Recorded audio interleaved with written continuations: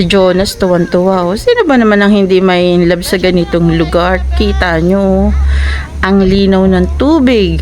White sand. Talaga naman kahit mangitim ka, sulit eh.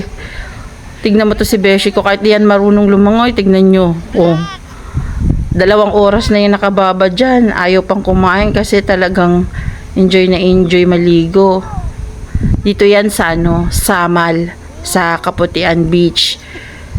Kung pupunta kayo, go na. Huwag na kayo magdalawang isip. Pumunta na kayo para ma-enjoy nyo ang ganda ng tubig at ang ganda ng kapaligiran. Mag-enjoy talaga kayo dito.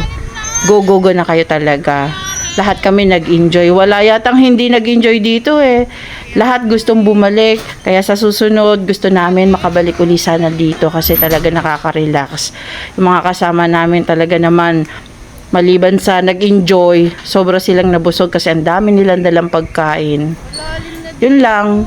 Sana makapunta rin kayo dito sa Kaputian Beach.